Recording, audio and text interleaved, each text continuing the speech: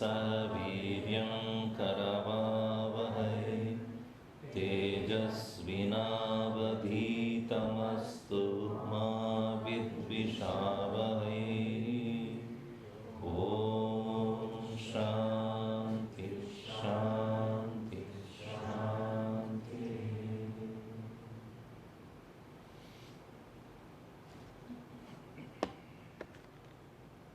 Yesterday we started on this topic, how the individual person can be free if one has clearly understood the goal. It's not far away from oneself. The one which he seeks or she seeks is absolute happiness, and that is within us and not too far away from where we are. It's not something decided by the world or not the arrangement of things around. That supreme bliss resides in ourselves. That's why we chanted, bliss I am, bliss absolute I am.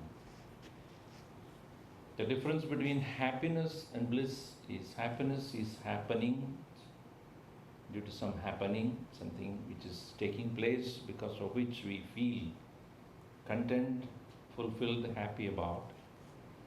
Whereas bliss is that because of no happenings, it's not because of certain external causes that we experience even in the state of dream or to a larger extent in the state of absolute sleep, dreamless sleep. We all wake up next morning after a good night's sleep and say, I was so happy. Why is that you feel so happy and peaceful after a good sleep? It's not because something happened to you. It's not something you achieved, accomplished. It's not that you have succeeded some game or some competition, you have got something which was not there before. It is not some kind of progress that you have made. Nothing of the external world dictated that inner contentment, happiness that we all experience in sleep. In Upanishads, therefore, they make a good distinction between these two. The contentment and happiness that we experience in the state of deep sleep versus how a man of realization experiences the inner bliss in the state of samadhi or total absorption. And that's a topic that we are going to see today, how Upanishads treats this. First of all, they say that we experience the things outside in the world constantly from morning till evening, from the time you wake up till you go to bed. And the objects around, things around, beings around are not superior to how you see them. So the hierarchy is put in this way. Perception is superior to the arrangement of objects. As yesterday also I explained to you about liquid spirituality. The bottles of spirituality doesn't dictate happiness to me who doesn't have any interest in that. Whereas another person who happen to have that habit of drinking would be so thrilled to see those bottles full of things. So the way I perceive things and the way that person perceives the same thing makes a difference. So I am undisturbed by the arrangement of these various liquors and intoxicants that were around because my perception is different. So my way of looking at things is superior to the way the world is arranged.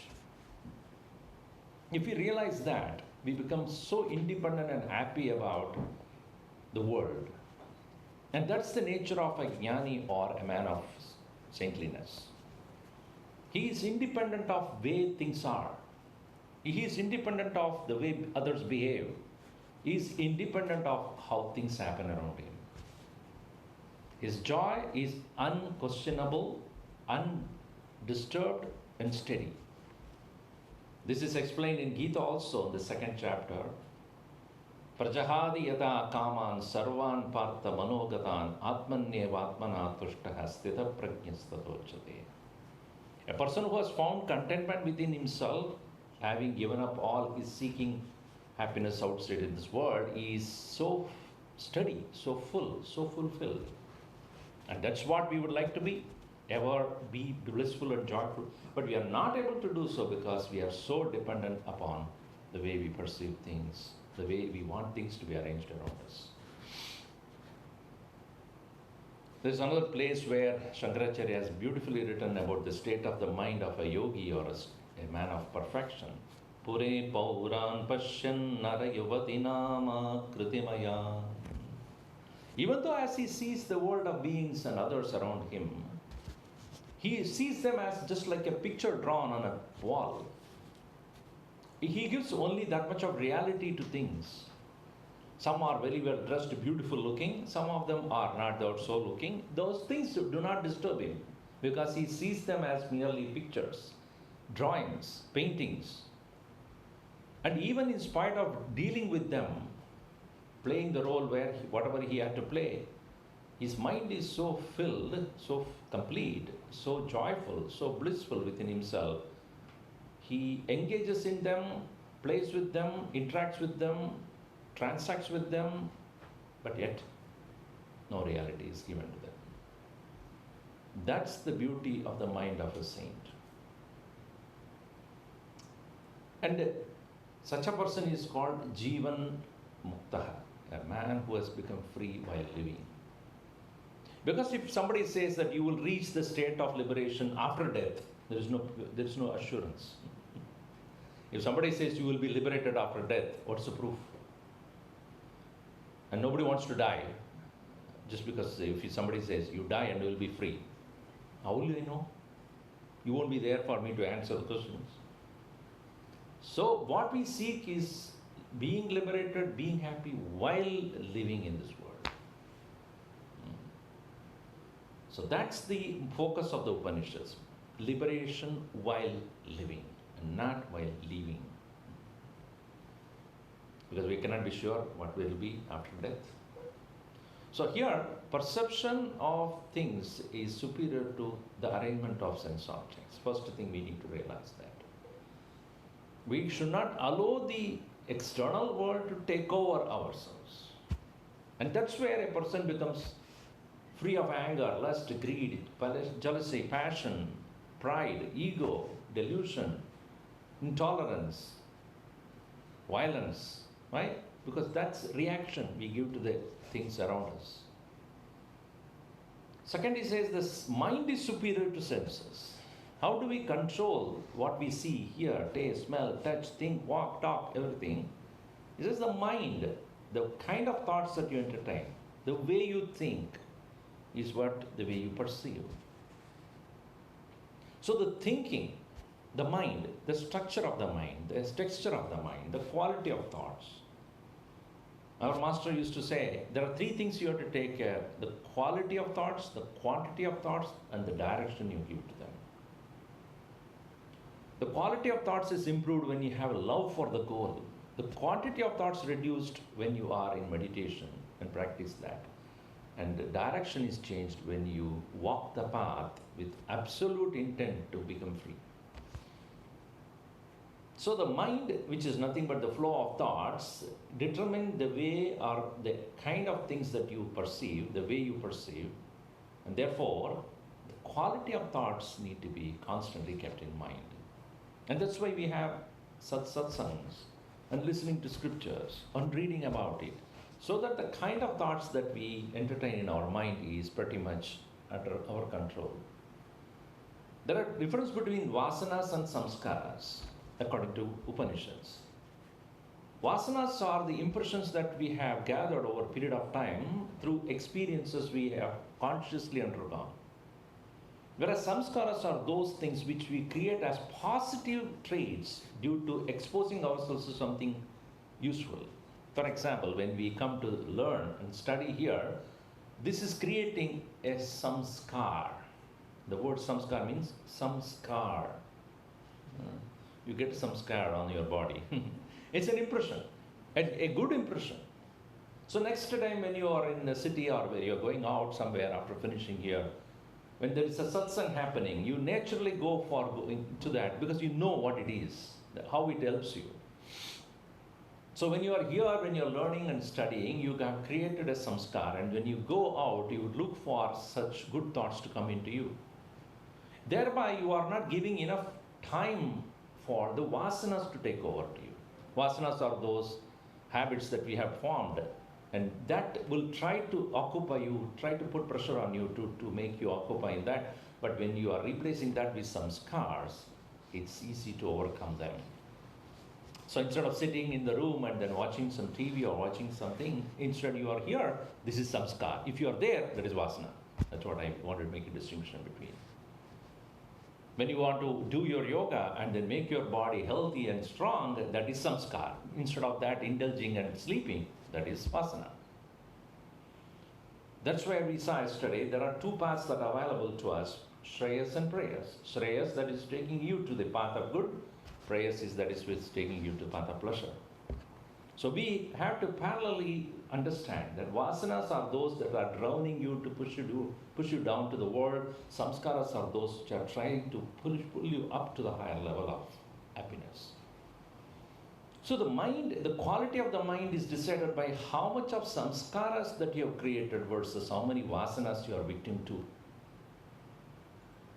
So the structure of the mind, the quality of the mind need to be increased. And the mind's quality of mind can be well increased only when there is an intellectual conviction. There is a determination that I want to be better. I want to do good. I want to be good. I want to reach a higher level of maturity, a higher level of happiness. That firmness is the nature of intellect. Mind is always very fickle-minded. Usually we say, no, people, fickle-minded. The more pickle you eat, the more fickle you become anyway.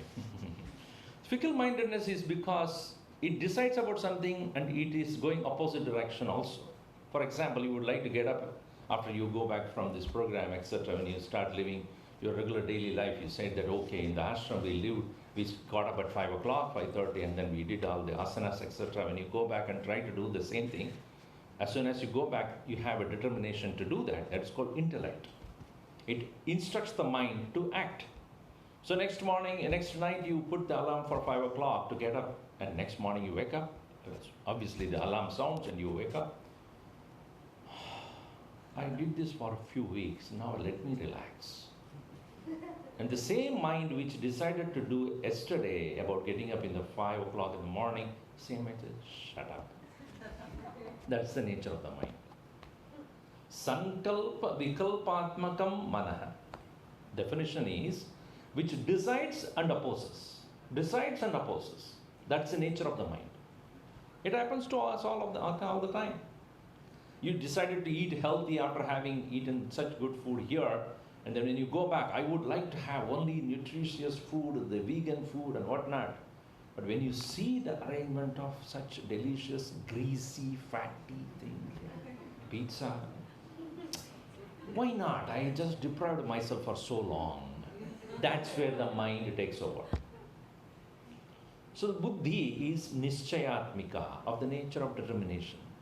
Mind are the nature of fickleness. In Gita also, Arjuna asked this question to Krishna. My mind is so fickle, so undecided, so powerful, so uncontrollable. What do I do? Krishna smiles and says, practice. There's no other way. You cannot control it in any other way. It is not an external control that you can bring to your mind. You have to decide to walk the right path. Abhyasena the kaunteya, vairagyena cha grihyate. It is possible for you to take care of the mind by practice. Now, in this context, I have to tell you, the control is different from practice. Let me give you an example. Like, let us say that you're driving a car, and first time when you started to drive the car, it's all about control. Because so many things to take care. You are holding onto the steering, and then there's a brake, there is a gear, nowadays, of course, you have shift gear, there's no need for you to do that. But if you're driving a shift gear, vehicle, then you have to take care of that, and then the accelerator, there's a brake, there's a mirror that you have to look at behind who's coming, and the side also, and this side also, and there is a road there. First few days when you're starting to drive a car, you go crazy. How do people do this? So many things to take care of. But once you have practiced for some time, then you may be in the busiest road in the world, go to India, for example, and drive a car. You will be able to easily do it because you know how to make it happen. It's duck to water. You are able to do that. Why? Because you have used your senses, alertness, and the practice that you have given to yourself makes you possible to think about something, even talk to somebody over the phone, and still drive. This abhyas or practice is necessary even to take care of the mind. So in the beginning it looks like control. The later on it becomes spontaneous engagement. In the case of yoga also, when somebody teaches you for the first time and you have to bend yourself and paining here and paining there, and you feel like giving up, but if you continue consistently, then it's abhyas, it's called abhyas, then it's easy. So also, intellect is that which has a determination, a conviction, a direction, a vision. And when the buddhi or the intellect is convinced, it is able to make sure the mind follows the path. And so intellect is superior to the mind. But more than the intellect, there is something higher than that, that is known as, in English it is known as the self, or which is known as Atman. It is in American way of saying Atman. So I say it is not only Atman, it at woman also. So it's not Atman, it's not at woman as well, but it's called ATMA and Atman. So whenever you see ATM machine, you understand Atman. It gives you everything you want. So, it is interesting, when I came first to the United States 25 years back, and when I came first time to US, and then somebody took me from the airport to the place, and they stopped by at the gas station, and then there was this place where you put the gas, and it was written very beautifully there, self. I felt so good. They know Vedanta. They talk about the self even in the gas station. Wow, this country is great. And there the self is just, you put it yourself, that's what it means. It's not attendant for you, you have to do it yourself. So, but I felt so good. They are reminding me about self. Anyway, so a self in us, which is unknown, unseen, invisible, imperceptible. Yattadadreshyam agrahyam avarnam achakshusotram nityam tadapanipadam nityam vibhum sarvagadam susukshmam yadbhudayonim paripashyanti dhiraha. This is how Upanishad puts it. Imperceptible, unseen, invisible, unknown, not available for the senses. It doesn't have hands and legs and eyes and ears and nose and tongues. It doesn't have a body. It doesn't have external features. But that's what you are. It's interesting that the Upanishads are trying to tell us something about which we have no idea, but that's what we are. It's a funny thing, right? What I am, I don't know, but that's what Upanishad, this is what you are, really speaking. But presently you are not able to focus on that because it's not an external object thing. Now, for example, I constantly, from the day I was born till today, I've been thinking this is me. This body is me. In fact, nobody told me that I'm the body. Anybody told you that you're the body?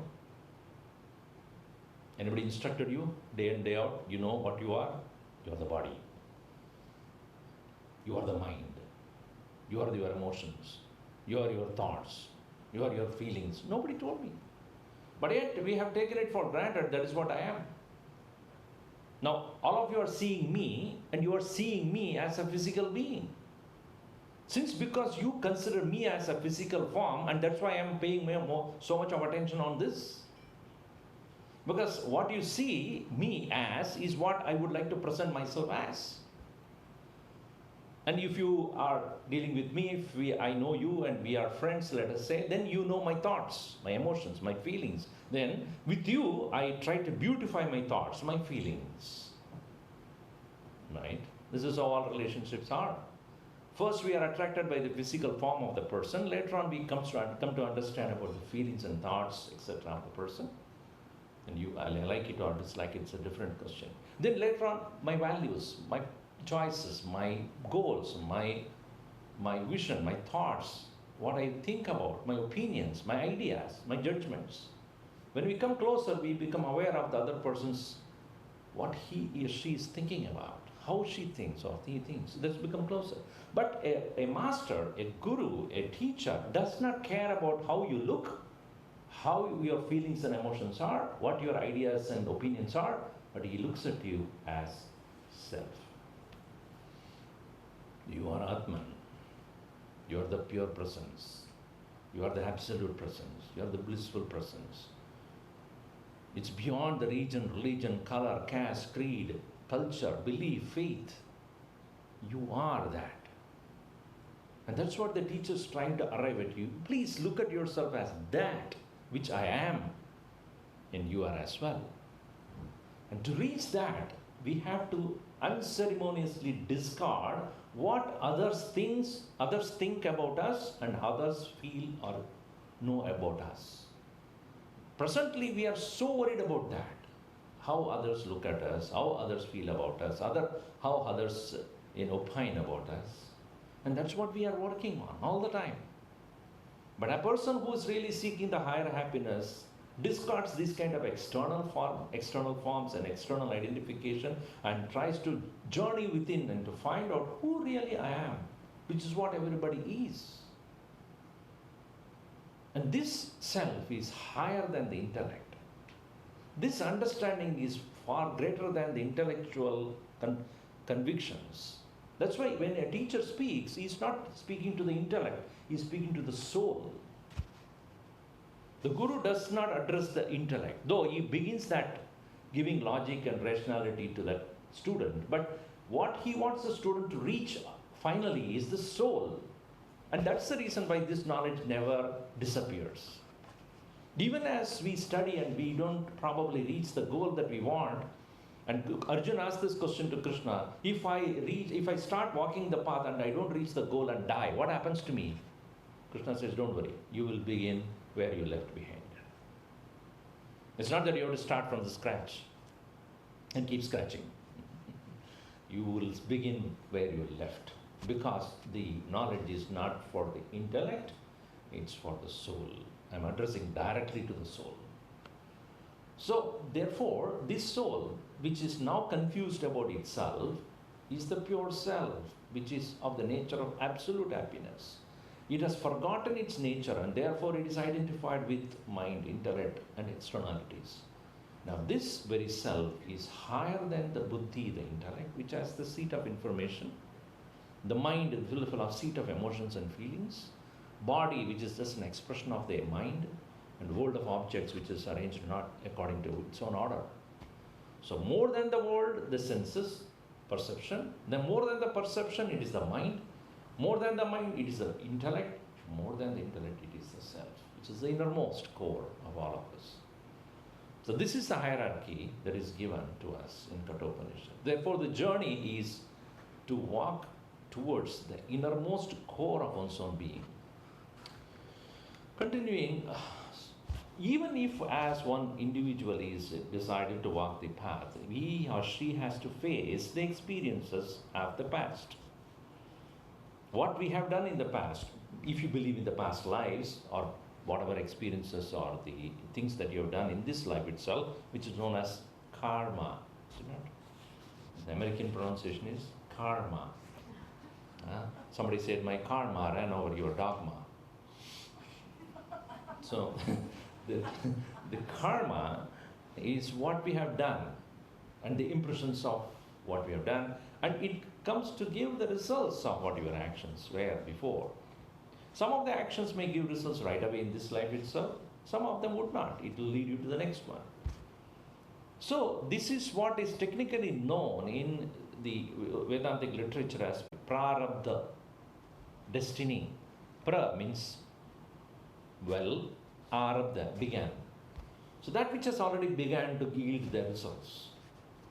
Like you put a seed in your backyard, a mango seed, obviously it will give mango fruit. Because the seed itself contains the expressions and characteristics of the tree. In the same way, the action done in the past already has a potential result waiting to happen. And it does not happen immediately, it comes later. So you start to experience the results of your actions, that is what is called karma. Actually, the meaning of karma is action. And we refer to karma as karma phalam, or the result of action. So what we experience in daily life, what situation that we are put into, is called prarabdha, the result of past actions. Like you are all here, is because you decided to be here, you did some action for that, you prepared for that, you put yourself on a vacation, and then you saved some money and then traveled here. So you did those actions, and because of which you are experiencing what you are experiencing right now. So prarabdha is that, the destiny is that creates situations for us to experience. The effect of past actions. My body is the effect of the past, or also the desires and thoughts.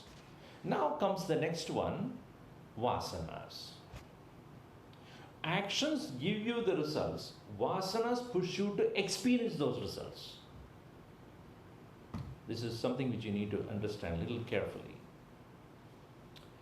Let us say that you are going for a party, and your friend has invited you for the party, and then you are going there. So, going to the party is prarabdha, destiny. And there, when you go there, and there is a beautiful Indian dishes that are kept there. Have you seen vada? How many of you seen vada? Okay. How many of you have seen rasagulla? Have you seen? Somehow very few. Which is the Indian sweet you all know about? Huh? Laddu. Okay, wow. Laddu, how many of you have had laddu? Okay, better, more hands are raising up. So the laddu is kept there. It's an Indian family which invited you for the party. Laddu is kept, and you love laddus. That is called vasanas. Okay, you love laddus because you had it before. Now, when the laddu is placed there and you are in the queue going for the food, and you look at the laddu, wow, I love this laddu. Then you count the laddu. There are only 10 laddus there, and in front of you there are 15 people. If everybody takes a laddu, you will not get it. So what do? You go to the closest person near that street. Hey, how are you? I didn't see you for a long time. You join him so that you are sure to have that laddu. So somehow you got the laddu. Now, while just putting it on your plate, you remember, your doctor has said to you very clearly that you are seriously diabetic. And you better don't have any sweet. If you eat sweet, next thing you have to do is get into an emergency room. That bad is your diabetes. Don't take sweet at all. Now, when you put the laddu on your plate, you realize, oh, this is not good. This is going to kill me. My doctor is really going to be very unhappy about it. Should I take this laddu and enjoy now, or not have it and live more? The decision is yours. Now, this is what is called thinking. Obviously. And when you decide not to have that, you have employed or used purushartha. That's called self-effort. So when you say no to that laddu, you put it back there, you have saved yourself. Now, this is what I would like you to understand. Purushartha or destiny is what happens to you. Vasanas are those which pushes you to engage, and prarabdha is what is happening to you as a situation. Vasanas are those which are making you indulge in a particular experience. Purushartha is where you interfere with that. This ability to say no to that sweet is because you gain the knowledge. If you were never told by your doctor, in spite of the fact that you are a diabetic, if you are not told by the doctor, you would have gone for that, right? The result will be the same. What? You will suffer. Whether you know is told by the doctor, you know, and then say, and still you go and indulge it, or you are not told by the doctor and still indulge it, the result will be the same. The Purushartha is, or the self-effort is effective only when you have the knowledge. So what I choose to eat decided by me and not by hunger. If I choose to eat that which gives pleasure, I fail to use Purushartha, self-effort. When I choose to eat healthy, I have used my Purushartha. Purushartha is powerful only when there is knowledge from the right source. That's the reason why study of scriptures. That's the reason why satsanga. That's the reason why the approaching a guru and understanding is essential. The knowledge saves you from suffering. Heyam anagatam dukkham. Right? Heyam dukkham anagatam. That is the sutra there. Meaning the future suffering is avoided by finding the right knowledge. If the knowledge is not given to you, the Purushartha will not work. Why? Because you don't even know. You have a choice. So this is very important. Instead of blaming oneself for one needs, one spends his or her precious time in this life to create a better future. And this is what the Upanishad says, learn the knowledge, you save yourself. And not only just learning the knowledge, use it. If that person who had gained the knowledge that this sweet is dangerous to my health, in spite of the fact if he doesn't use that knowledge is a waste. So understand the role of prarabdha, destiny, that which brings situations in my life. Vasanas, inherent tendencies that pushes me to engage in the world. Purushartha, born out of knowledge, is that which interferes in the situation and makes me take the decision. And therefore, learning the Upanishads or understanding from a teacher or thinking about it rightly is going to save you from suffering the destiny. And this is how Upanishads takes a new direction. Quality of thinking, quantity of thinking, and direction. Direction is because of the use of that knowledge which you yourself consciously venture into. It's your volition, it's your choice. So now coming to the point, what is the spiritual self, which we presently do not have an experience about? So here is a chart that gives you the relatively good understanding about what it is. This chart, I'm not going to explain everything, it's self-explanatory here. The body is gross, mind is subtle, intellect is also subtler than that. And the self is imperceptible even though it is what I am. At all times I know I am. There's nobody need to tell me that I am. So this I am, which presently we experience as one's own awareness, is considered as the spiritual self. So as you see, the body seat of organs, it perceives, it is same in the plant, animal, and human. It's perceivable, product of food, variety, subtler than the inert matter, constantly changing, perishes in death, and it is mortal. Mind is subtle, seat of the impulses. It feels and modes. It's available for the animals and humans, traces in the plants. And it can be felt, product of the past. Its variety, subtler than the body, fickle, quickly influenceable. It departs on death, it's mortal. Intellect, seat of discrimination, it thinks and decides. It's more developed in human. It can be understood, product of knowledge and information. Variety of thoughts, subtler than mind, mostly steady, slowly influenceable, departs on death, mortal. Whereas self is imperceptible, consciousness, illumines. It's same in all living beings. It's realizable, beginningless, same in all, subtler than the intellect. No change, constant, all-pervading, and that is called immortal. So this is where the Upanishad directs us to, from mortality to immortality, from darkness to light, from non-existence to existence. As we chant every day, Asato ma sadgamaya, tamaso ma jyotirgamaya, mrityor ma amritam gamaya. Ma means ma, to me. From the non-existence, take me to the absolute truth. From the darkness, take me to the light. From mortality, take me to the immortality. So we are The Upanishad is trying to take us from the mortal existence, which is subject to death, subject to decay, subject to perishing, to the immortal presence. Now, Upanishads talks about three states of consciousness. This is unique to Upanishads because most of the other religious scriptures don't talk about this aspect of the human personality. It's broadly divided into three parts. The gross body, which others can also see, like I see you and you see me, this is called gross body.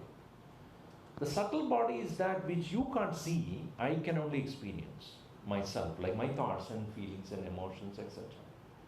But beyond these three, there is a causal body, which is called the vasana, the seat of impressions, which I myself would not be able to comprehend that easily. Only when it starts expressing, I know it.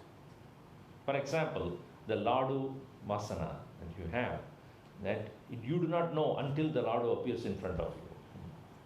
So most of our experiences are a past impressions which are seated there within us, not easily known until we are exposed to a situation. For example, you may have two children, your own kids, but both of them behave so differently from each other, in spite of the fact both of our your own children only. But the way they behave and react to situations are totally decided by, not by the education. You give the same education to the kids, you expose them to the same kind of culture, same kind of food they eat, everything is the same. But the way they react to situations are decided not by these things, but what they have brought in as their personality, which is not necessarily only the education, it is the past impressions. So therefore, the waking state is where we are fully aware of our gross body, physical body. From time we wake up till we go to bed, we are fully aware of this physical structure of ours.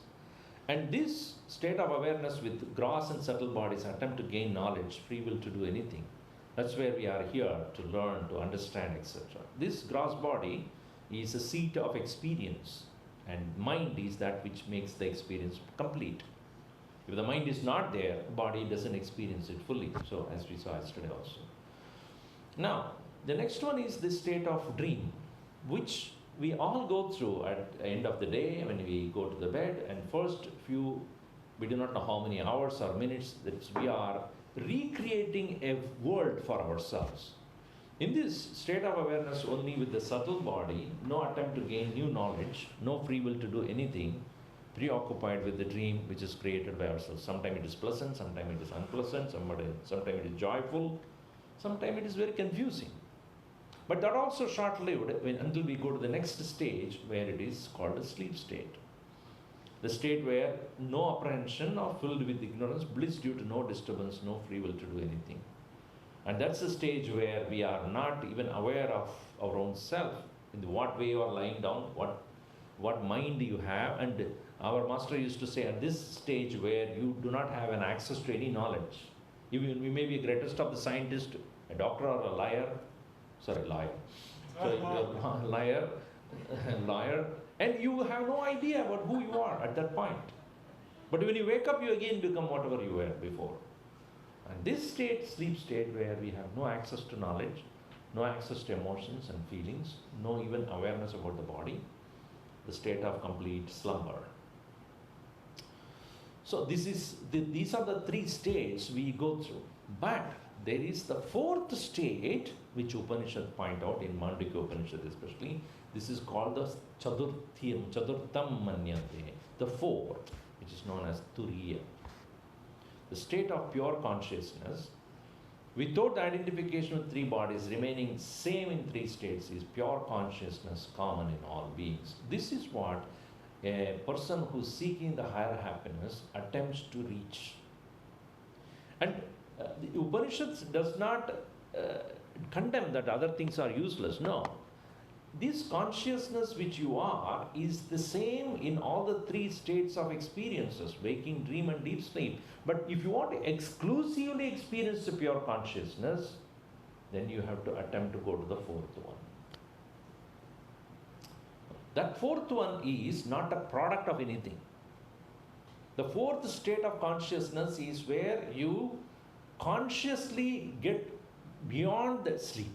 It is similar to sleep, but not the state of sleep where you are unaware of yourself. A great master called Ramana Maharshi, who's lived in the southern part of India, had said that the state of consciousness in that condition is wakefully asleep. You are awake. As far as you are concerned, you are awake, but as far as the world is concerned, you are sleeping. Meaning, you are not interacting with the world, you are not using your senses, you are not using your mind, you are not even using your intellect. You discard them one by one, slowly, slowly, slowly, slowly. Like I'm sure you might be chanting sometime the Nirvana Shatakam. Mano buddhyahankara chittani naham na cha shrotra jihve na cha jnana netri na cha vyoma bhumyan na tejo na vayuh chidananda rupa shivoham shivoham. I'm not the mind, I'm not the intellect, I'm not the body, I'm not the senses, I'm not the earth, water, fire, air, space, I'm not the emotions, the feelings. I have no relationship in this world, really speaking. I'm not a father or mother or brother or sister. I'm not a guru or a disciple. I'm not a person which others see me as. I am pure soul of the nature of pure bliss. This is an assertion. This is what an individual attempts to reach. And this way of discarding your present identification and reaching to a point where, without any identification with anything that you're used to, but exclusively making yourself submitting to the higher consciousness. My master Swami Ishwarananda used to say, this is like a person who is trying to use or play pole vaulting. You know, pole vaulting you might have seen. A person takes a long pole and runs for a short time and then pushes the pole onto the ground, and taking the pole, with the help of the pole, he goes top. And where there is a bar, and then what does he do? Pole vaulting. Have you seen this as a sport? What does he do? Leave the pole and jump the other side. Right? So if he doesn't leave the pole, what happens then? The pole, the bar, and the fellow, everything will collapse. So when he uses the pole, because of which he is able to go to the top of the bar, and having reached the bar, he has to jump across, and he can do that only when he leaves the pole. In the same way, the finest part of the intellect is to understand that higher nature of you, but even that understanding as a thought needs to be dropped. Then you reach there. And this is where the crucial point comes. This is where most people who believe in the grace of God would say, even to drop that, you need the grace of God, because you are uncertain what is beyond this. So some masters believe that that happens not by your effort. That happens not by your thinking. That does not happen because of you want to do it. It happens. And that's when you find the grace of the great master, or grace of the guru, the grace of God helps you to transcend that. So this state of consciousness is present in the waking state right now also, where we are busy with the world. In the dream state, we are thinking about our own self-created thought world. In the state of sleep, we are not accessing any of this. We are in the deep slumber. Only one thought that is going on: I don't know anything. So that is put in this Kaivalya Upanishad very beautifully, and also another text by Adi Shankaracharya. Atma tu satatam praptaha api apraptavat avidyaya tannashe praptavat bhati swakantha paranamita. Even though it is available right now as well, but we are thinking that it is not there because of we not paying attention to this. Just like a person who is wearing a necklace, but it is so thin a necklace in the near the neck, And she, after going to a party and then comes back home, and next morning she thought that she had left the necklace somewhere else, searching all over the place, only to later on realize it has been there on her neck for a long time. So he realizes, oh, what I'm searching is already there with me, in the same way.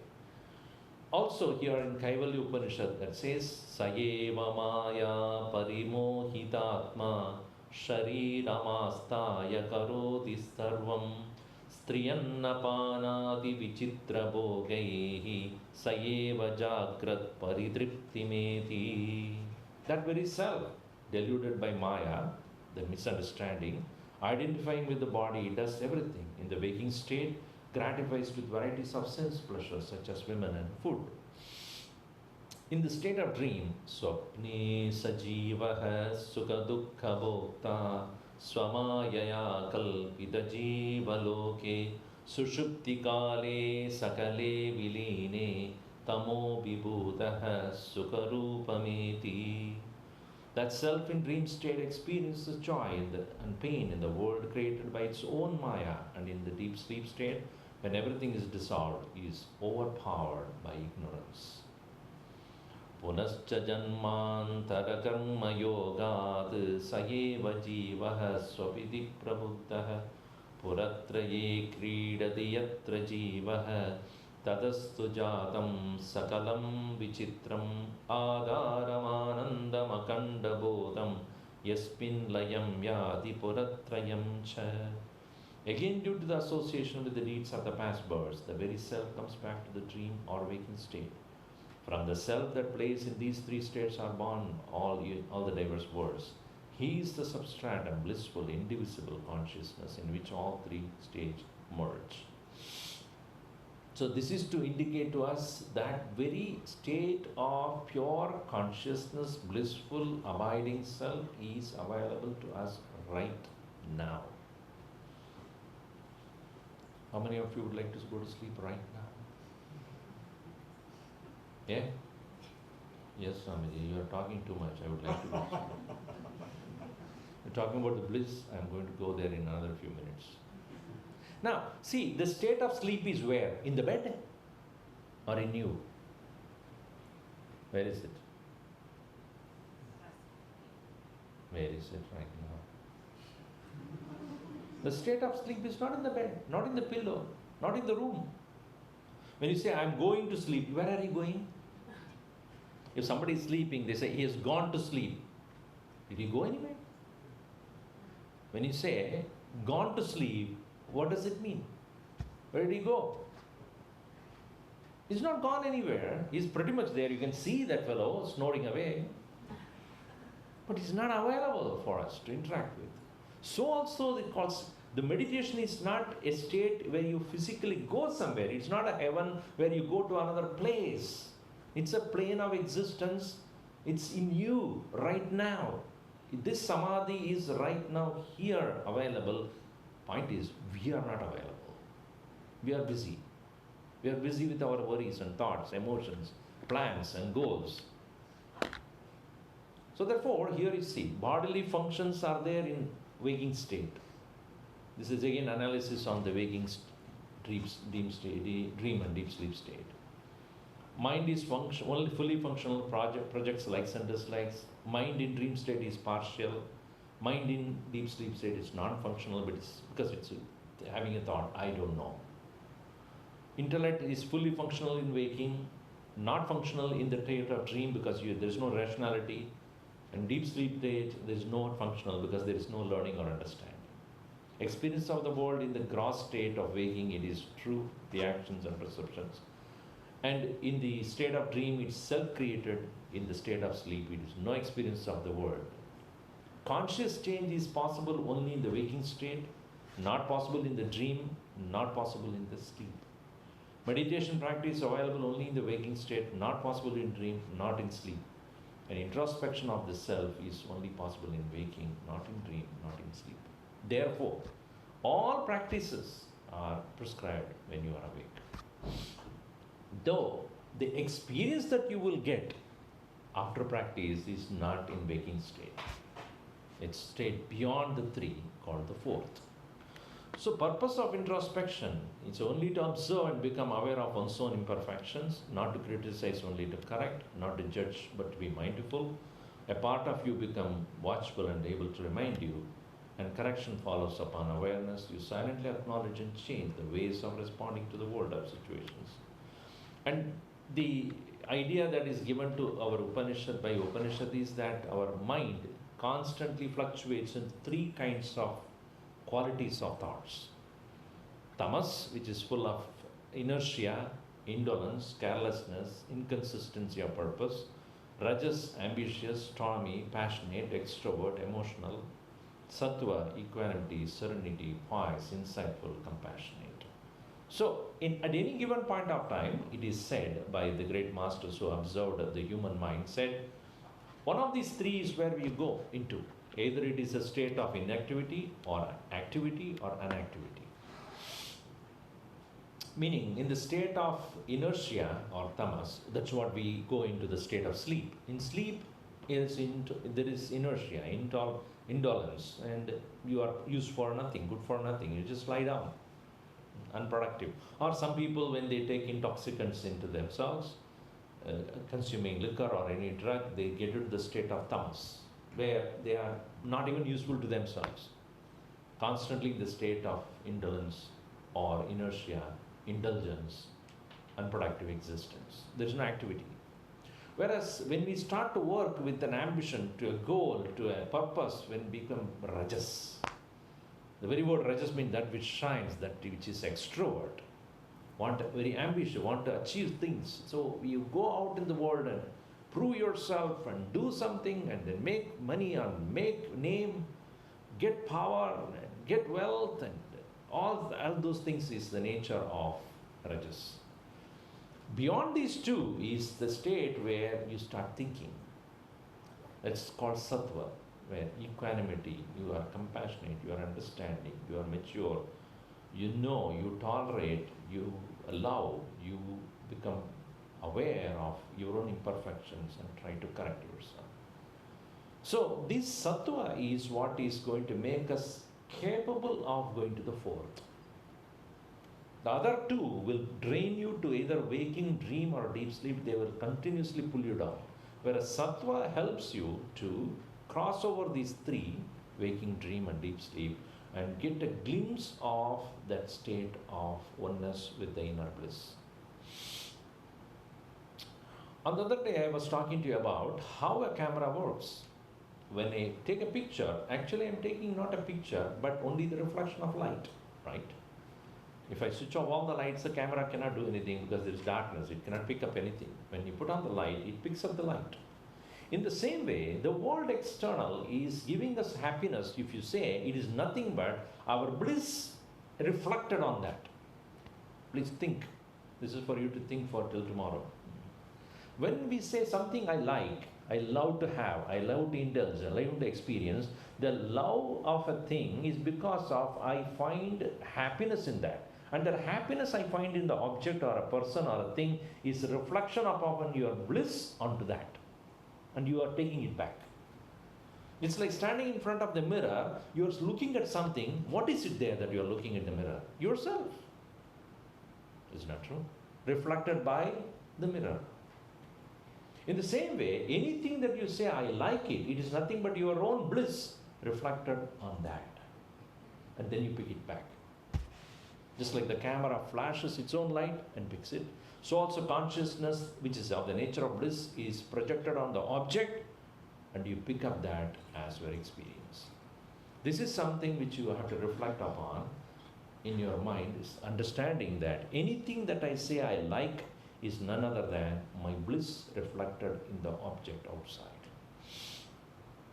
And when the object is removed, you think the bliss is gone, the joy is gone. No, it has come to you. It's originally the source is here, the external object is not the cause, it is only a catalyst. And when we start thinking in that way, you realize that instead of making the object make me happy, I go to the source which is of the nature of bliss. And this is where the practice of japa or quietening the mind starts.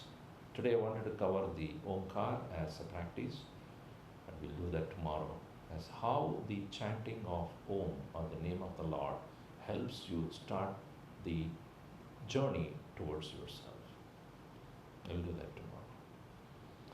Om Sarve Bhavantu Sukhinah, Sarve Santu Niramaya, Sarve Bhadrani Pashyantu, Ma Kaschid Dukkhabhat Bhavet.